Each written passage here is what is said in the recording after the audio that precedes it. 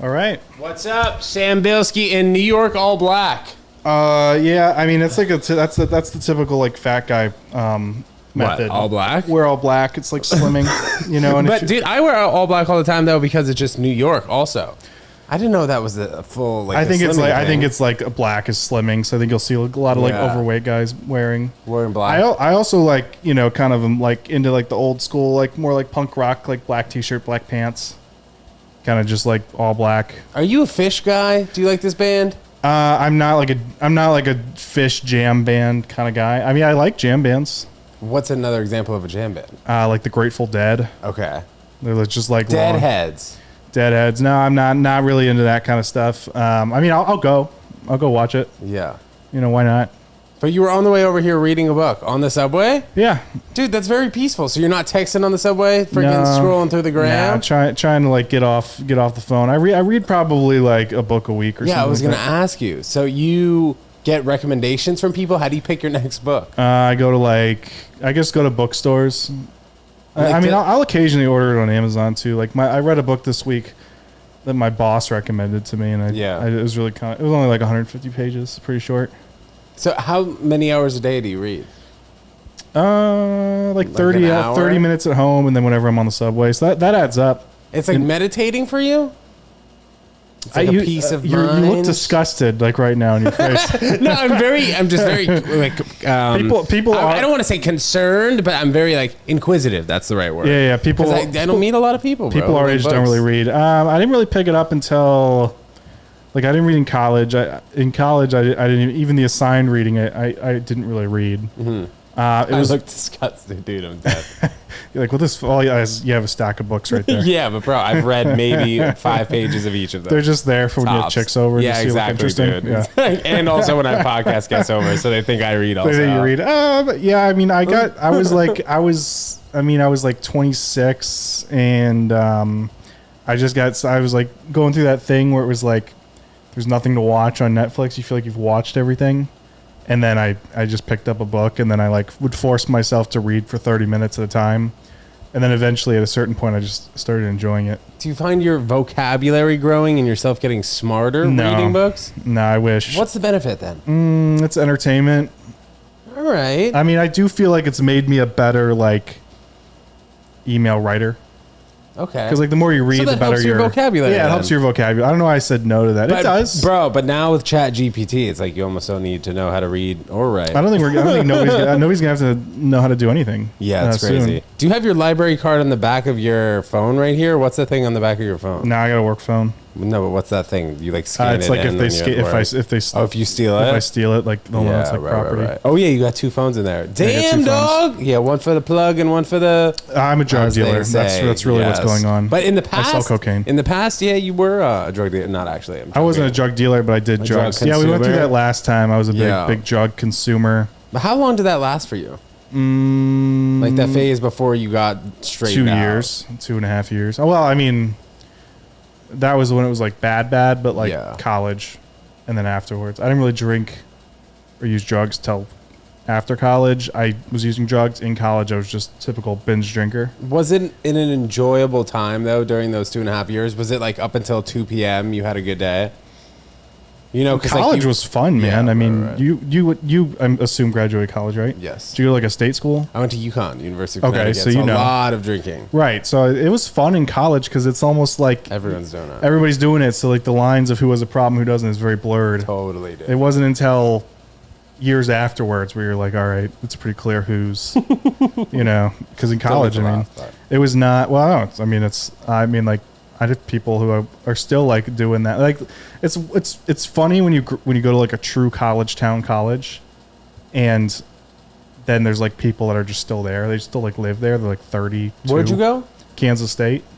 Oh right, I think we talked about that. Yeah. Is that the Wildcats? Wildcats, the ag school. Some people may mistake it for University of Kansas, the Jayhawks. Well, you don't really need to know a lot about Kansas. There's not a whole lot there.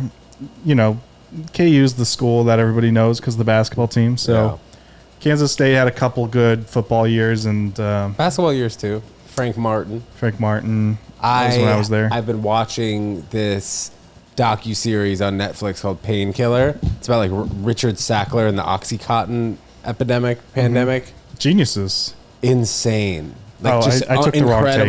Incredible marketers. What? I was like, they're kind of genius. I mean, the way that they managed to get through all of these hoops and loops. I'm an opiate addict, and I respect their ability. Oh shit, you were Yeah, like an OxyContin addict? And you'd think, well, I mean, that's how you get started with pills, most people. But you graduate to heroin. It's more like, once you earn your keeps. How did it start with you? Was it an injury?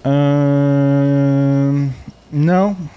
I just had them. Well, I got my wisdom teeth pulled. I guess that was the start. And they gave you OxyContin when you got your wisdom teeth pulled? I mean, this was 2012, so it was before. Like right when it was getting hot, or no? Well, I mean, like dentists, doctors were giving it out like it was candy. Candy basically. And then you take it, and it was just kind of nice. I like downers, so it was like I just like fall asleep, just like wake up drooling. It was kind of awesome. now I'm kind of like reminiscing on the romanticism of the early days, but yeah, I mean, it was fun. And then but you realize that, right? Because it's like these are very strong. Like there's a scientific reason. Like it fucks your opioid receptors in your brain. Like so, like you crave them, you withdraw. Like it's tough, and it can permanently fuck people up if they use too many. Is a way to replace them like taking cold showers, or what's the best way naturally to replace? I don't know like what it is. I know like some people have to take like a opioid inhibitor like methadone or Suboxone for like the rest of their lives. Like I mean, give or take. I mean, people can get off of it, but it's like there's a lot of proof that like harm reduction actually is like statistically more better than like abstinence. So like people who take Suboxone, like basically the theory behind that, and I could be totally wrong, but my thought is they're like, well, people are probably gonna use, so you might as well reduce the risk by at least taking Suboxone, methadone. So if you do end up using, it's not like you're just gonna overdose right away, because people will start using at the same rate they were when they weren't. And that's how people die. Well, fentanyl has changed the game too. I sound like a grizzly old heroin addict. I'm like, there just wasn't fentanyl really when I was because I mean I've been sober so long now. Fentanyl was around, but it wasn't really like it wasn't in everything like it is now. Is it so rampant now because when you put fentanyl in other drugs, it cuts it and makes it easier to make? It's cheaper? I don't know if that because you're not trying to kill your customer base. My thought, well, I don't know because I don't know why, but my thought is that it's drug dealers are sloppy, so they'll mix the fentanyl with the heroin or the coke just because they're not cleaning their scales or whatever. That's my theory. I don't know why you would want to sell. There's cheaper things to cut coke with than fentanyl. But fentanyl's cheaper overall, I suppose, because they have it in hospitals. Older people use fentanyl in like patch forms. You can. I knew people used to melt down and shoot the patches up, or at least like not the actual whatever the patch was made of. But so I mean I don't know. Fentanyl's bad news. Did you have any friends in your drug using days that had the same kind of issues as you that made it out clean like you? Not when I was using. They're all dead. But how many people? How many people do I know that have died of a fentanyl overdose? Sure. Total? Yeah, man. Pre and post recovery, I don't know, probably more than 20 people. But I mean, these are people that were, sober year, 2 years, 6 months. They relapsed, they died. It seems like there's somebody every few. I mean, it's pretty crazy. I mean, like when you're sober and you know a lot of sober people, like you subsequently know a lot of dead people, because like the success rate of sobriety is not great. What about the homeless problem in LA now? For those of you who don't know, Sam, you're bi-coastal, right? Yeah, I mean, I'm here mostly now. Right, but you're seeing the homeless problem in LA just get worse by the month, it seems like. Is that probably an issue? I think people, maybe they don't become homeless because of the drugs, but they start using drugs while they're homeless.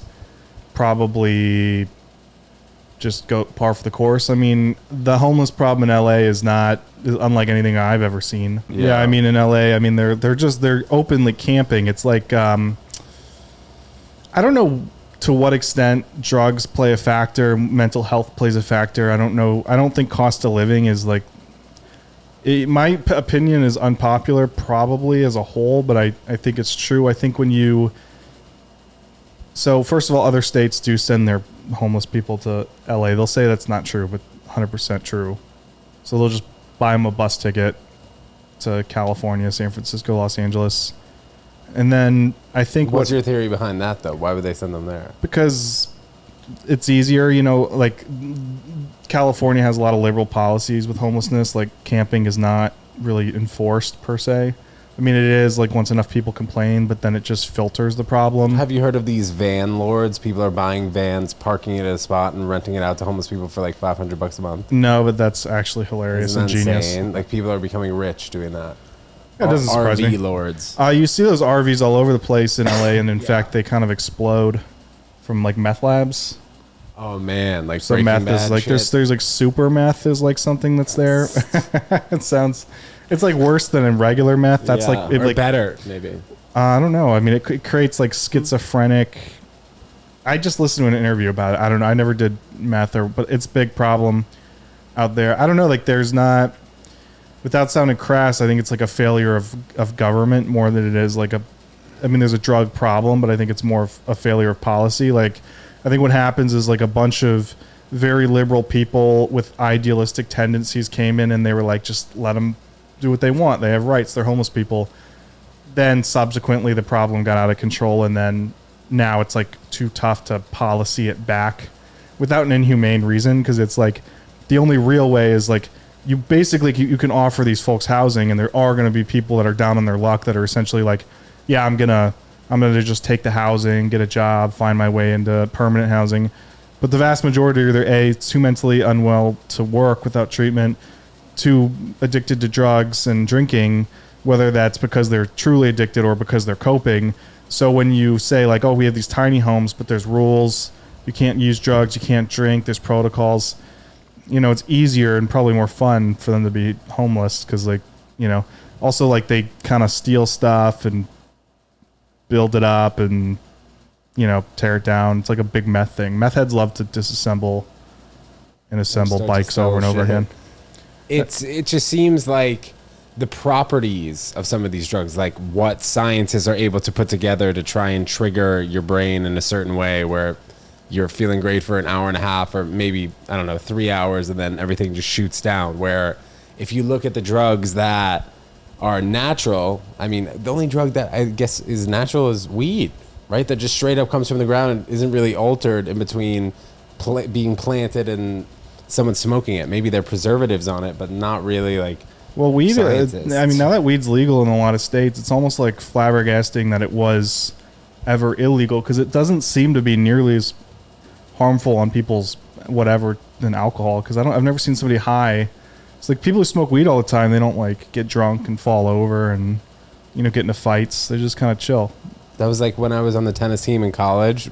The coach had this 48-hour rule where kids weren't allowed to drink 48 hours before the match. But bro, the amount of kids that were on the team that were blasted like 56 hours before a match, like 20 shots deep, they'd be hungover for 3 days, and then they didn't drink the 2 days before, like it'd be all good. And if I smoked a joint a week before a match, I get suspended. You were Division One, was it? Yeah. It was like Division One level, or was it club? Yeah, UConn. Oh, UConn. Division Okay. One. Yeah, bro, I was a bowler. Wow. I played for 2.5 years, and then eventually I was just like, yo, I'd much rather do other things besides play tennis all these hours a day. I'd like to smoke weed and fucking relax, dude. Yeah, I don't really know, like if you're like it seems like the football team like drives the revenue for all the other teams. And basketball for like UConn, yeah.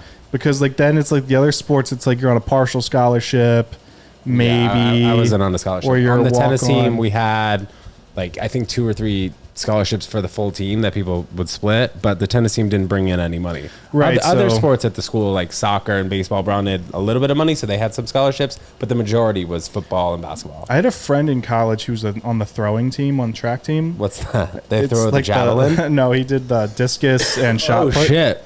So he was like 6'7". He was ginormous. And he went to Kansas State? Kansas State, but he was like bullied, which is kind of funny to think of, because Yeah. he was like a kind.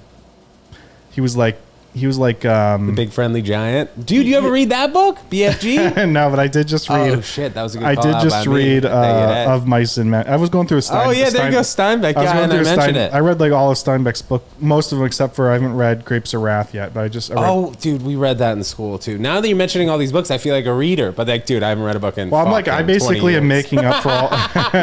Well, I'm making up for all the time that I like didn't read. Ender's Game, fucking Holes. Holes, I did read.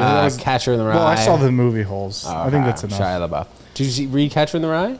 I like Catcher in the Rye. Have you read it like 20 times? No. Like a weird book reader? No, I'm not like, I don't reread books unless I forget. I mean, All Quiet on the Western Front, I've read like 3 times. What is that? Who's that with? I don't remember the author's name, but they just made a movie. It's basically from the German perspective, World War I. It's actually like basically talking about the horror. It got him a whole bunch of. Is that like the 700-page book? No, it's probably maybe 200 pages. It's not that thick, but they just made a movie on Netflix in German about it. It was based on it. It wasn't totally accurate, but why don't you write a book, bro? You have an interesting life. I mean, I guess. I don't know. No, I think so. Yeah, maybe. But that's like, I don't know. Maybe one day. I don't know that I have like, I like reading because it's entertainment, but then you have to sit down and write something. It's kind of like a job. Pull from the archives. Yeah. Yeah. I mean, I suppose I could try, but then like, how do you get it published? Who would read it? Who cares? I'd read it. Oh, well, now I got one. Or actually, can we make it into a screenplay? Then I'd watch it. I did write I have wrote a pilot, like a lot of people that lived in LA. Nice. Like if you live in LA and you do comedy, which I live here now. I live here now. You almost like feel like you have to do that stuff, which I have no real desire to. I mean, it'd be fine, but then you think about like you'd have to. The rare shot that you would sell a show, then you have to like be like a showrunner, and then you're like just working for a corporation all over again. How's New York been for you, man? It's good, Since dude. You moved here. When did you move here? Like 4 months ago? 3.5, 4 months ago. Yeah, it's good, man. I mean, it's the same shit. That's the thing is like everybody acts like, oh, they're different from the standpoint of like there's more clubs here, there's more stage time, there's more stand-up comedy. Generally speaking, it's also 2 or 3 times the amount of people, so that makes sense. But it's the same from the standpoint of everybody is talking about the same thing. Everybody has this air of delusion to them that like they're going to be the ones that are going to do it. Everybody's got well, you're not this way. Actually, I've never heard you say negative things about anybody, but then there's like these circles. Yeah. But then there's these circles of people that are like negative, that are like jealous and like talk shit about what people want. And like then you realize like, oh, there's the same circle of people. And then the ones that are ultimately successful are the ones that just kind of put their head down and just kind of try to be better. Dude, that's a big point. You go to some shows and sometimes you hear things that like you're like, why am I in the middle of this conversation? Yeah, I try not to. Everywhere. I try really hard not to talk shit on comics generally, unless they're like real assholes, because like you can get so invested in the drama of it all that it drives people insane. Like it literally forces people to quit because they start. Then they sit around, they compare themselves like, well, this person doesn't deserve that, this doesn't deserve that. They get mad, and instead of looking inward, they just point the fingers at everybody else. That's my opinion. I don't know. Well, one main thing, I went to LA, and I appreciate you for giving me some names to do some shows out there. Yes, it did. But going out to LA, I just found like it was so slow, man. And I'll tell anyone who asks me what they think the difference is between New York and LA comedy-wise. It just feels like people are moving slower out there. Yeah, if you're doing 4 spots a week there, you're like killing it, and it's, I would say like the open mic grind, people that do that it's probably the same. I think that it's like the illusion of progress just because you're getting up a lot. I mean, that exists here quite a lot, actually. Like I talked to a lot of people who are like, yeah, I've done 7 open mics in a day. And I'm like, why? Why? I guess it's like good when you're new. Yeah, you're right. It's slower. It's different. It's definitely the way I also have told people is like it's a lot easier to have the illusion of success in LA if you live there because you can be on lineups with some very successful comedians. It can sort of make you think you're further along than you are. And then like there's a lot of very social media conscious people, which actually is kind of smart because I know a lot of people that are already kind of headlining that probably because they were so good at building up their social media. That doesn't seem to be as much of a factor here. So I guess that there's some things that people here could probably learn from LA, but yeah, I mean, it's definitely slower pace. There's not as much going on at all, and there doesn't seem to be as many, like, I don't know what your opinion is, but there doesn't seem to be the same contribution to the comedy community by running a show and contributing in that way. How do you mean? Like, meaning like everybody here kind of also runs a show. It seems like every comedian I meet runs a show here. Yeah. It seems like in LA, a lot of people just complain about not getting on shows. I don't know if like that was your take, but I don't know. Yeah, maybe a little bit, but also, in New York, you gotta make yourself an option to other people. You know, like have something going on besides that. What was your first moment in comedy in LA, or was that the first place you did it? I can't remember. I started in Austin, Texas. Actually. In it was before COVID, and I wasn't really, I would say I was doing it there, but I would say I really kind of dove head first when I moved to LA. Like I used to do open mics at this place called the Love Goat in Austin, Texas, which was my favorite place to go because it was like you could show up, go up. Like a lot of the mics at that time were reordered. So if you were new, they'd put you at the very end or not on the list at all. So it was really tough. You have to wait around for 3 hours. You have to wait around for 3 hours to do 3 minutes in front of like the remaining 2 people that were there. The comics that were running the scene at the time were very insular. They didn't welcome new people in unless you were like, I don't know, unless you just had that right personality. Yeah, and then Ryan Gosling or something. I think Ryan Gosling would get 3 minutes at an open mic in Austin, just like, because they'd be mad because they'd be like, oh, he's mainstream. Like at the time, they didn't like LA people, or they didn't like any of they didn't want to be like, oh, we're different, we're alty. That was the attitude at the time. There was 2 clubs, and there was the Velveeta Room, and like this guy Pat Dean was the booker there, and he would only book. You know, he kind of like ran the scene, and he got kind of locally Me Too'd, which is why it's like public knowledge, which is why I'm kind of saying it. So he was like booking the Velveeta Room, which was the one real like Austin club. Then like there were people that would get passed at like Cap City, and they would get like regular feature spots, and those were the only 2 clubs. And then like COVID happened, and then I saw that whole transition of like tons of LA comics and some New York comics moving to Austin. And then I was in LA at that time, and I remember seeing like all these like people freaking out about it. And then ultimately, you know, the new comics that moved there kind of took over, and now they pretty much run it. What were other comics saying though, moving from LA to Austin? Where like it's just cheaper in Austin, you can go outside, no masks. Yeah, and like there was all the hype over Rogan's Club, which did eventually open, but it took like 3 years. Yeah. Eventually they did, and some of those guys ended up working there, like that did move there. I mean, not from LA even, maybe. I don't really know. Like there were a lot of people that moved there not realizing they weren't getting booked in LA just because they weren't bookable. And then they moved to Austin, and it was the same thing, and now they're kind of stuck there. But there was like a lot of really funny comics that moved there too, from like Tennessee. And then some of those guys too, like some of them just got JFL New Faces. There was 3 Austin comics, and they're all really funny and deserve it. One of them was Clara Blackstone, got the Unrepped, and she's a trans comic that had been in Austin for forever. So like they're still, and they were always picking people from Austin for like JFL and all that stuff, but I don't think that anybody there would have predicted like COVID would bring this influx and have you been to Austin? No, I haven't, but it seems like a lot of people just went to Austin and Miami. Not even from the comedy realm, just like people moving from northern states. Yeah, I mean California, a lot of people moved to Texas. It's still happening. I heard a lot of people move back to New York too. From like, Austin? No, from like Miami and stuff. That was like a lot of people moved, and then they like kind of realized like, oh, it's smaller, and then they move back. I don't know. That might be a real estate scam that the real estate people are saying. But that they went down to Miami? No, that they're like, oh yeah, everybody's moving back, and they're just like artificially making inventory seem low for apartments. Did you see Jeff Bezos just bought like a $70 million house on the water? North Bay or something they call it. Jeff Bezos is getting jacked. He's fresh, man. Dude, he is getting jacked. What do you think he's taking? Peptides?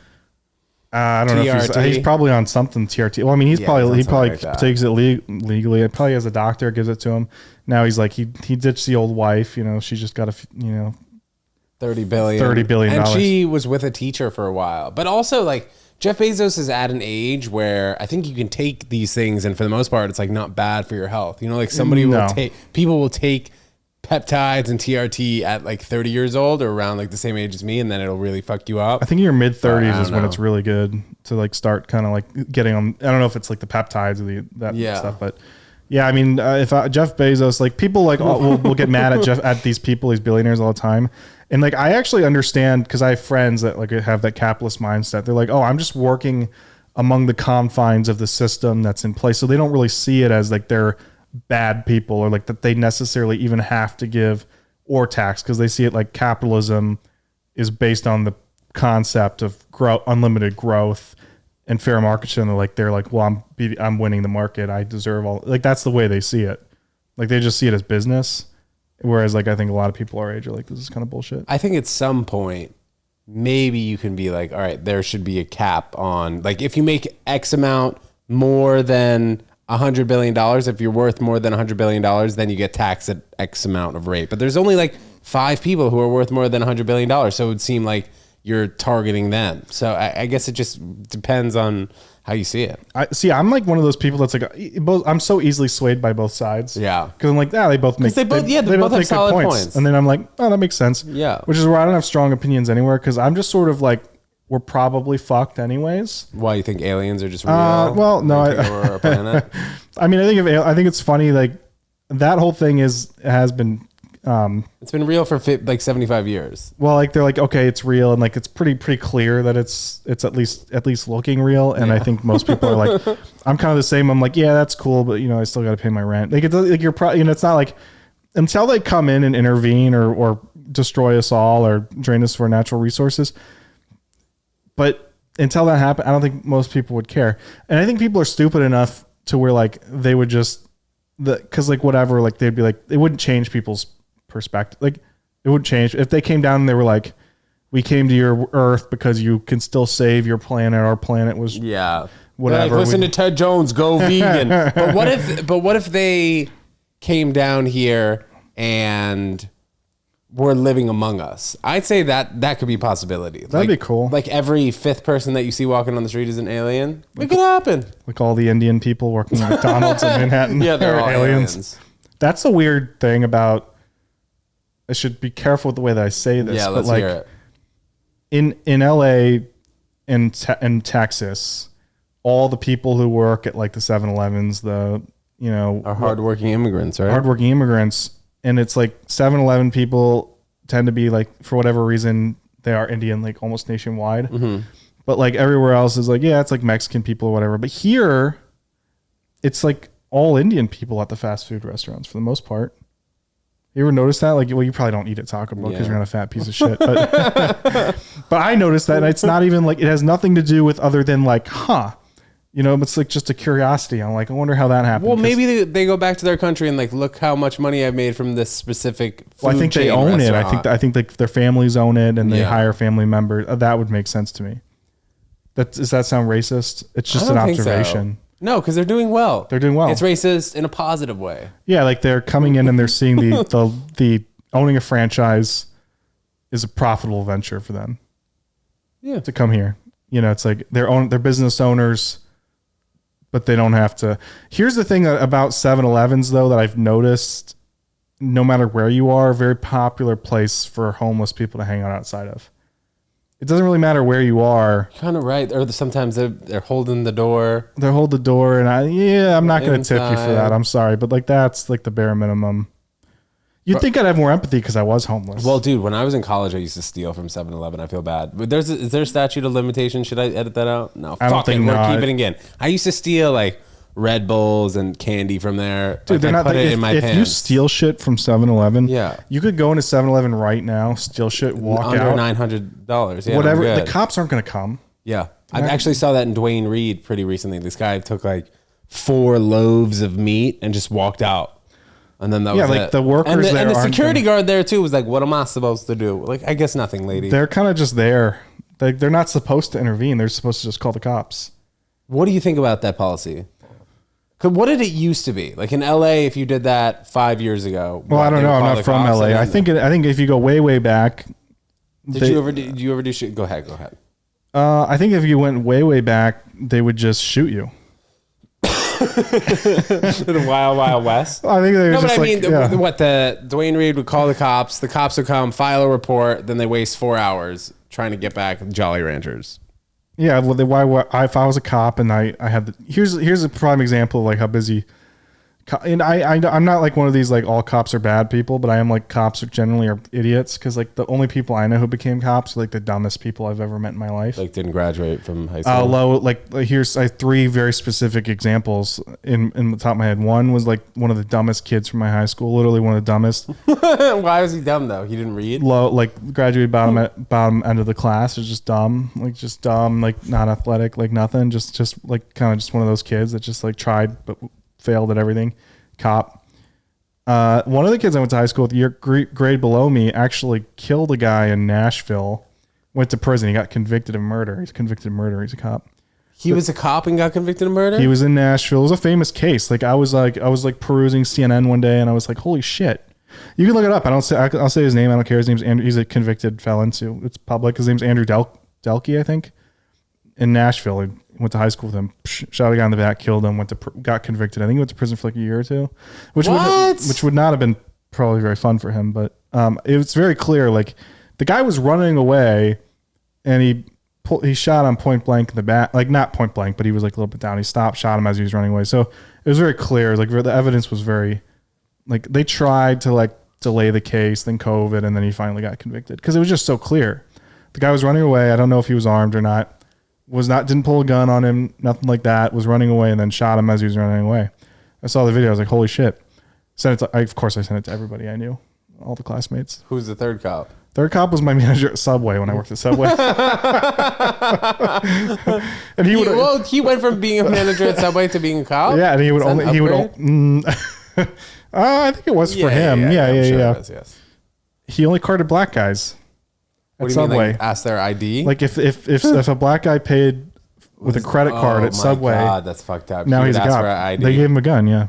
Like here's a gun.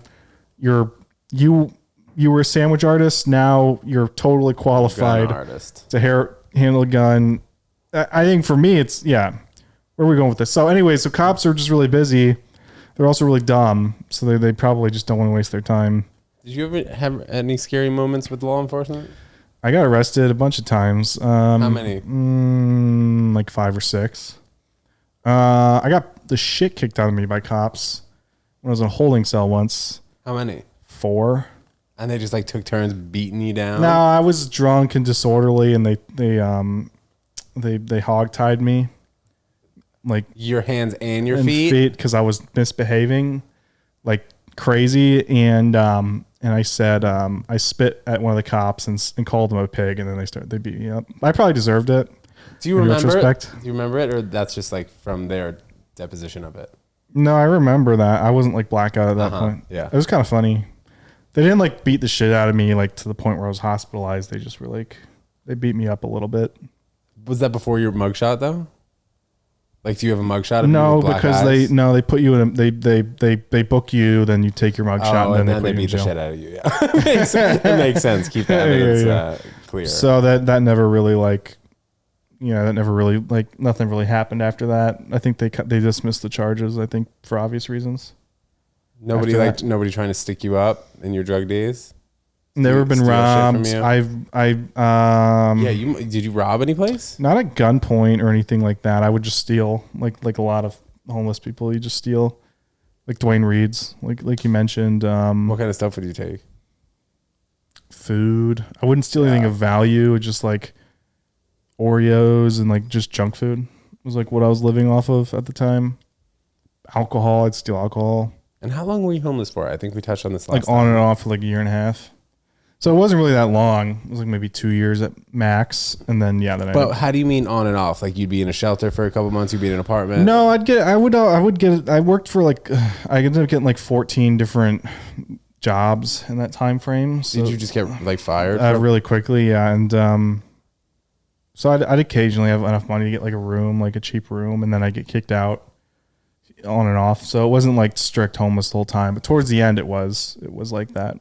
It was towards the end. It was like the last like year or so. It was like pretty mostly homeless. Like because you get a room, I get roommates. I was really good at kind of for 10 minutes in an interview with somebody, like presenting myself as if I was like a responsible. Oh well, I've known you for way longer than 10 minutes, and I think you've presented yourself as a stand-up guy. Well, now I am, but that's 7 years sober. I mean, if you talked to me when I was 23, it would have been different.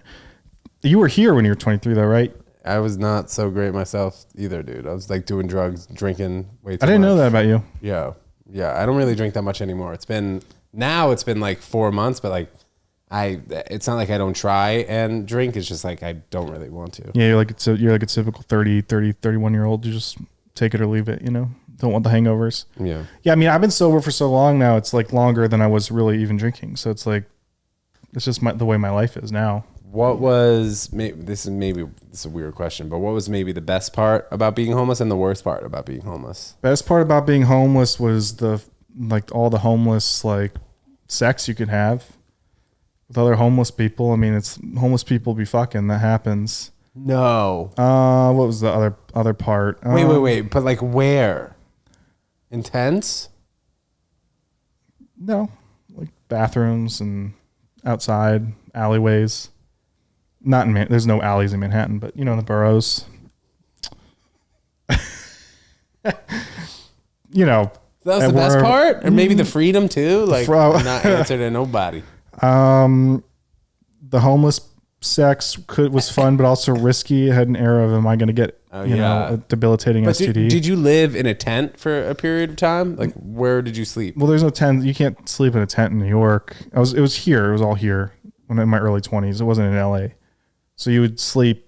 Here's the thing a lot of people don't really realize. Like, the shelters are more dangerous a lot of the times than the streets. The streets can be dangerous because it can be like weird and territorial depending on where you are. But also it's stressful because, like, yes, we see like homeless people like sleeping on the subway and all that stuff, but you can't really just fall asleep on a park bench. Like, there's laws in New York against that. So the only thing the police can really do, and I think this is a recent thing, is they have to inform you of your rights of what you're allowed to do. But they make you keep moving. There's too many rich people in New York to allow that kind of shit to happen. And they're like, rich New Yorkers are not like California liberal people. They're like fake liberals. They're like liberal people that actually like hate poor people. And I don't know if you agree with that or not. That's my, I'm just making sweeping generalizations, statements right now. But you can't just like fall asleep on the ground. Like, you can, but they're going to eventually be like, all right, you got to keep moving. So you're always on the move. I think that's the worst part about it. So it's not really like there's any freedom. And then if you have no money, it's not like there's really any freedom at all, because you know, like something, cause like, what do? Like, you don't have a place to live. So it's not like when you're broke and you can chill and watch Netflix until your payday, you know, you don't have a phone necessarily. Like, you may or may not, depending on what's going on. You can't just like, at the time, it wasn't like, you have to have like a great data plan to be able to just stream unlimited, and you have to have a data plan. So you'd have to go to Wi-Fi to find places that have Wi-Fi, and then you just sit in McDonald's and watch Netflix on your phone. It's pretty depressing. What made you want to get out of it? I didn't really. Well, I mean, at the time when I got sober, I just gotten fired for showing up to work strung out and drunk. I'm falling asleep at my desk because I moved to Texas in basically like a whole New York is the problem. And I moved to Texas, to Austin, Texas. And then they, you know, same shit started happening. Wasn't paying rent, wasn't holding a job. And I got fired. So like I was going to get fired. I showed up to work falling asleep. They sent me home. I was pretty convinced I was going to get fired when I came into work the next day. And then they were like,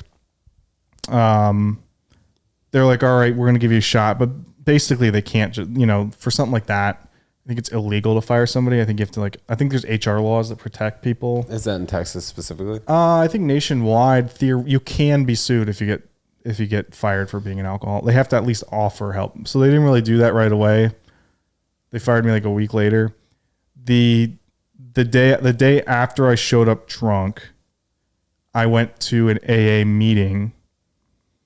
And I was like, all right, this is interesting. And I went for a week, and then I drank one more time the day I got fired. Was that one more time like a really bad point? No, that was what was weird. It was like a concert, and I had maybe like 7 beers, which was not a lot for me. Not a lot for you, right? Yeah.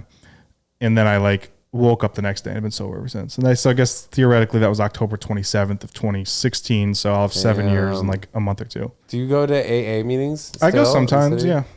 Yeah. I understand from people who go to those type of meetings that it's kind of like a rush, a high. What's the deal with that? Why do people feel so good after those meetings? Well, I mean, I can tell you people have different, a lot of people have different relationships with recovery, and like what there is. Like when I was like 24 and I was first going to meetings, I definitely would have told you it's the only thing that works, because I think when you're new, it's new and it's like a new group of friends. Like, hi, Sam. Right. Everybody's like happy to see you, and like you're meeting all these people, and then, you know, they're like all excited to be there, and, you know, like people have a vulnerability with it. I think that's what it is for me. It's like you're around people that are not afraid to sort of tell you where they're at in their lives. And so, and then like, you know, the solution of it is what, you know, with what other people have to say.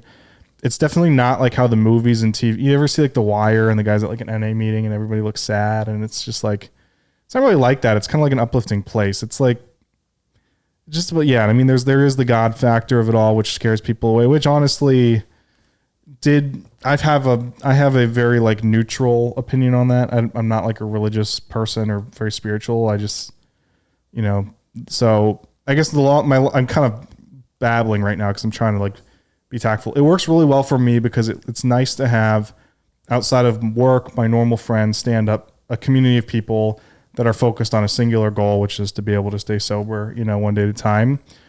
With that being said, AA doesn't work for everybody, and it's not for everybody. There are things that work better for other people. Like I know people who, like, harm reduction has saved their life. Like, what's that? Like taking Suboxone and Suboxone and weaning off of opiates, and then eventually just being sober. Like they might drink maybe once in a blue moon.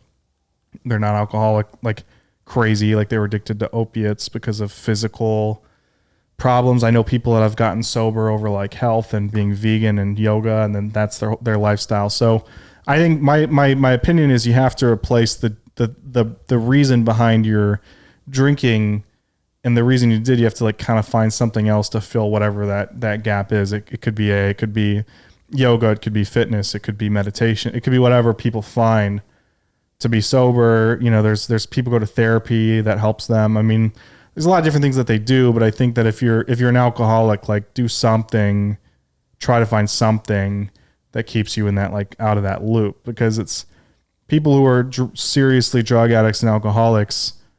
It's not like they just drink too much. It's like they drink too much. They wake up, they'll keep drinking. They'll get coke. They'll stay up. They'll be broke. They won't show up to work. They'll screw their friends over. Like, and then like, that's most people. And then there's the occasional person that like drinks, you know, a fifth of like Johnny Walker every night and goes and works on Wall Street and dies at like 65 of cirrhosis.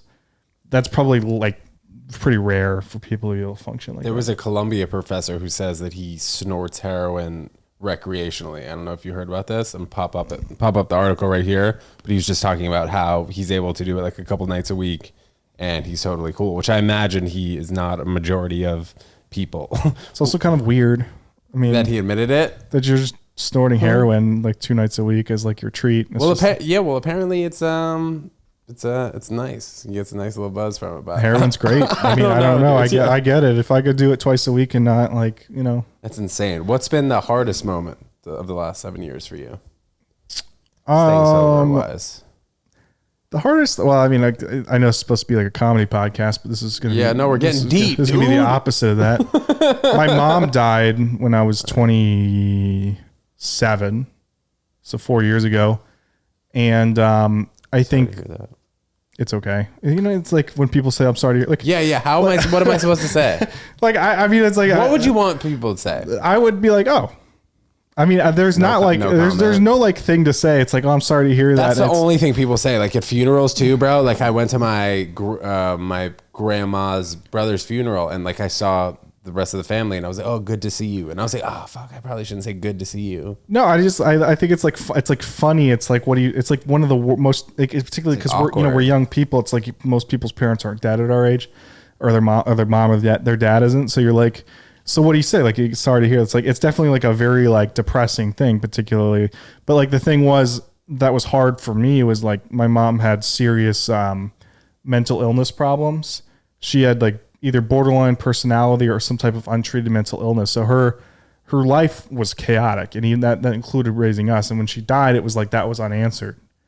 And so the hardest thing for me was then sort of her and I sort of having somewhat of a close relationship given our affliction with addiction, to then sort of, as she passes, as more time goes and as the more like I become aware and realize how manipulative she was to me, even in my adult life, meaning having like Munchausen's by proxy. So to the extent that like she convinced me I had all these mental illnesses, I was on all these medications till I was like 27. Then I got professionally like treated. I'm on 0 medications. I'm not bipolar. I'm not OCD. I don't have severe anxiety disorder. And she would tell me things when she was alive, like, if you stop taking those, like it's bad things. You're going to kill yourself. You're going to go off the rails. To find out that wasn't true, to then have to like deal with those feelings surrounding it, like realizing like, oh shit, maybe she was like just truly a narcissist and a bad person. That's what like Eminem went through, right? He talks about that. I think maybe victim of Munchausen syndrome. Eminem and I are the same. Yeah, well, you were in the Detroit hat. Yeah. He might have. I should call him. He discussed that. Victim of Munchausen syndrome. My whole life I was made to believe I was sick when I wasn't, till I grew up. Y'all know what I'm talking about. Yeah, and he grew up to be a famous rapper. And, yeah, he's doing well. And I'm both doing well. I'm a famous comedian on your way. Yeah, I'm an amateur comedian that may or may not do, but we're the same. Really, is what I'm trying to say. Eminem and we're the same. We're the same. What was your relationship like with your father? Or what is it like? It's better. I mean, definitely like not great. I mean, it's not terrible. We're just not dads of a certain generation, you know. They're not like the like, oh, let's go like hang out and watch the game and talk about life. He ever see you do comedy? No. I just don't think there's an interest there. Like, that's the other thing is like with my dad, it's like, I'm talking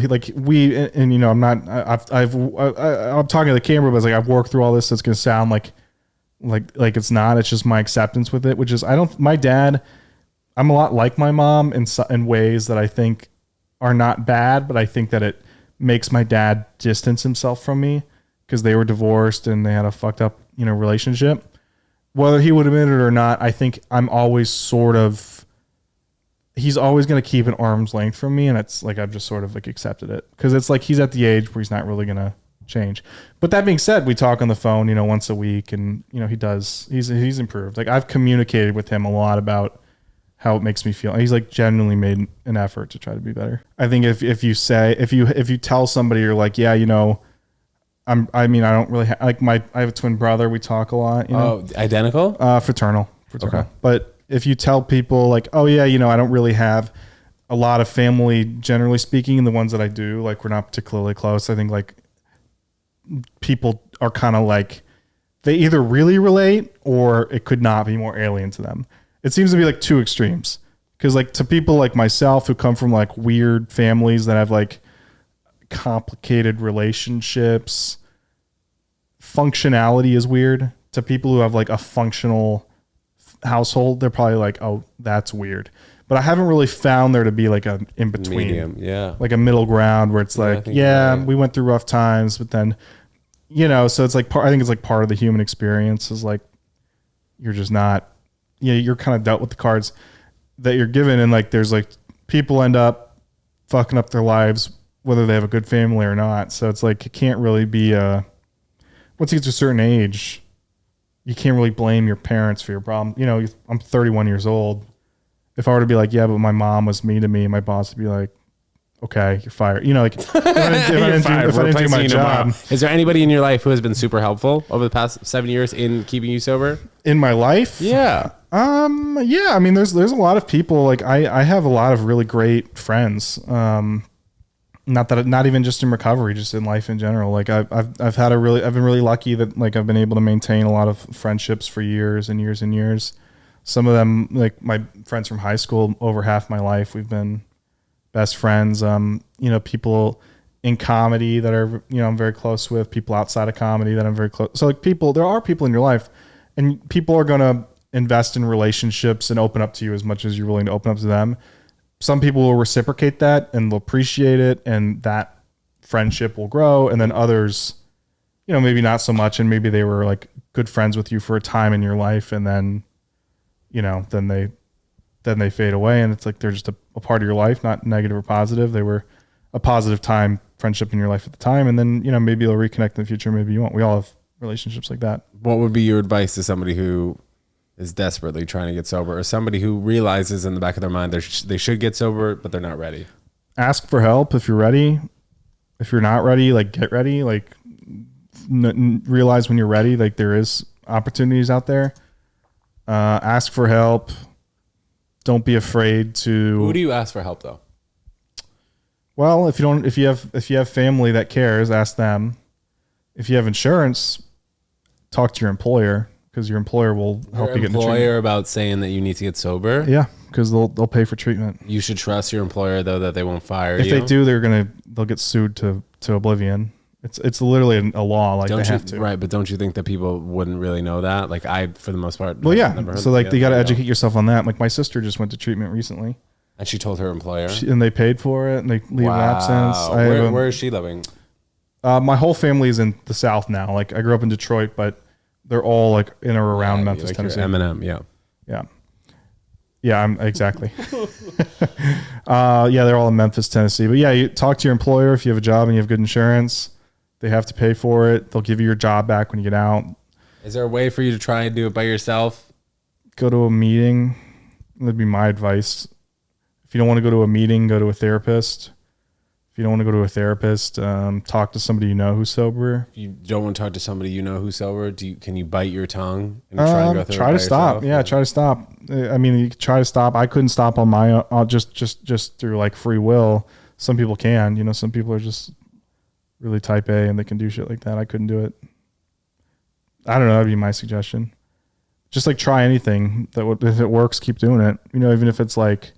Even if going to yoga once a week and like looking at some chick you think is hot's ass every week, and that like keeps you sober, like, or guy. I don't want to discriminate. Has comedy filled the void for you?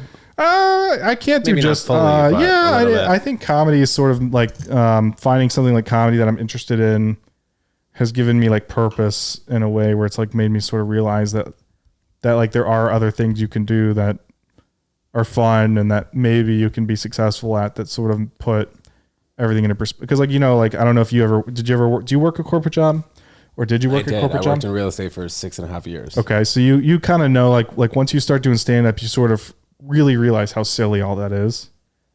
Like I remember there'd be mornings I'd wake up and I'd be angry at a coworker for not responding to an email. Right. Like you put all your time and effort to like a company that legitimately could not give a fuck whether you're alive or dead. Like if you die tomorrow, they're going to be like, oh, that's sad. Let's all mourn for him. And HR will send out an email, and then people will be sad for a day. And then, and then they unfollow you on Instagram. He's not posting anytime soon. Do you unfollow dead people? Bro, I literally saw a bodybuilder who I follow who died like 2 months ago, Joe Aesthetics, and I love him. Yeah. But bro, I don't know what to do. I don't think that's just savage. No, I think it's like, if you like, maybe like, what's the point? At that point, it's like, they're not going to post anymore. If it is, it's going to be a family member that's just going to post like remember him stuff. It's his birthday, anniversary of his death. I think if like you have here's where I think it's savage is if a friend of yours dies and then you like unfriend them on Facebook. No, and make a post about him and then unfriend him. Yeah. Well, I think that's like a weird thing to do when somebody dies. Like there was that, and I wasn't involved at all, but like there was some comedian that died in New York that I've never met, but, then there were people that were mad at other people for posting about it. And I was like, this is the quintessential, like, stupid drama of comedy scene. Like, let people grieve if they want to grieve. Like, don't gatekeep people's posts. Yeah. I will share a picture of a celebrity when they die on my Instagram story. And like, you're a nice guy. Yeah. But if I was doing it I'm doing it for altruistic reasons or to see who thinks I'm cool. Yeah, or maybe you have a picture with them. That'd be both. I don't have any pictures with really any celebrities except for T.I. Why do you have a picture with T.I.? Because he did stand-up comedy for a little bit. He's still doing it. Is he not? I don't know. I don't know if he quit. I really hope he didn't quit, man. I did a show with him at the Ha Ha Comedy Club, and he like had a whole entourage with him. I bet it was some crazy shit. Yeah, T.I. That's it. It's the only famous person. Oh, I have a picture with Jim Cramer, but I don't know to what extent that. Oh, Jim Cramer, the MSNBC guy? I got drunk with him when I was like 22. No way. That's really random. He owns a bar in Carroll, or used to, called Bar San Miguel. And he was hanging out there, and I partied with him. I asked if we could share a cab, and he said no. He's like, "Don't embarrass yourself." Well, like, did he said that to you? He did, yeah. Well, he was nice about it. He was joking. He's like, "Don't make this weird." And I was like, "Oh, that's so funny." It's like, all right. He was like, "Just buy the S&P." You didn't give me any stock advice. None. You didn't ask for any? It was kind of easy to identify at the time that I probably wouldn't be somebody that, that had excess money to invest. Yeah. I mean, I was drinking at his bar, but he was also buying all the drinks. Yeah, right. Like, I don't know if he owns the bar, if he was an investor. It's in Brooklyn. Brooklyn's a weird place. For those, what do you think? What are your opinions on Brooklyn? I think it's fine. There are parts that are maybe weird, but I think it's fine. It's cool. It's very different from parts of Manhattan, but also similar to different areas, I'd say. I just think it's like, I don't know what's going on there. It's like a lot of young people that dress well. Yeah.